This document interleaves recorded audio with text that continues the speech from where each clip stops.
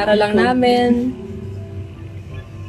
Inaaral lang namin, tapos, nag-stop na ako. Raver Cruz, binatikos ng mga netizens matapos itong gawin kay Julian San Jose habang nagla-live.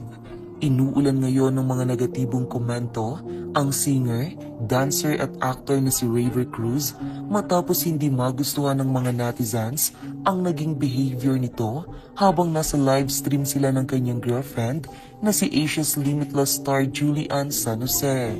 Sa nasabing live kasi mapapanood ang kakulitan ni Raver Cruz na ayon sa ilan ay sumobra na. Maraming netizens rin ang nakapagsabi, nagkapansin-pansin na umano kay Julie San Jose na naiinis na ito sa kanyang nobyo matapos siyang guluhin ito habang nagsasalita. Hindi rin nagustuhan ng netizens ang isa sa mga naging paraan ng pagsagot ni Raver sa isang fan na nagtanong kung paano sila naghahanda during live performances. Sagot niya, yung paghahanda namin, nag-ano kami parang sa rehearsal room. Naghawak-hawak kami ng mga kamay and then pumikit kami. And then, dinaramdam lang namin ang isa't isa. And then, yeah, let's do this bride. Hindi rin nakaligtas sa mga netizens ang tila pagbatok daw ni Raver kay Julian, bagay na ikinakamot na lamang daw ng ulo ng singer-actress. Dahil dito maraming netizens ang kinall out ang naging behavior ng aktor. Parang nakagamit, halatang halata when I watch some of the video clips from the live stream, from the behavioral aspect, the guys seem very off and very weird.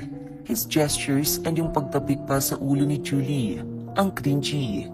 I mean, who would do that in front of the camera and people are watching you both? I find him creepy, being that said. There should be respect in any forms, not just I'm being OA. But looking at them, awkward na yung girls sa pinagagawa nung guy. Napanood ko clips na to, nakaka-off si Raver dito na parang kung ako si JS, mapapaisip ako. Matapos batikusin, agad namang nagpaabot ng sorry si Raver Cruz sa pamamagitan ng pag-post sa X, dating Twitter. Saad ni Raver na masaya lamang umano siya at naging playful. Hindi rin umano niya kayang saktan si Julie dahil pinalaki siyang tama ng kanyang ina. Malaki rin umanong respeto niya kay Julie maging sa kanyang trabaho at katrabaho.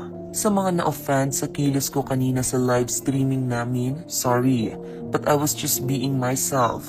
Playful and happy talaga ako, lalo na when I'm with my love. She knows that, she knows me.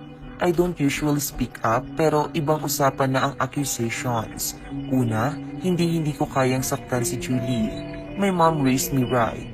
Hinawakan ko yung buhok niya na lagi kong ginagawa sa mga iba pa naming videos pag magkasama kami.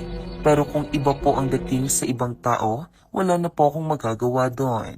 I respect Julie, sobra-sobra, and sobra ko siyang mahal, pati ang family niya.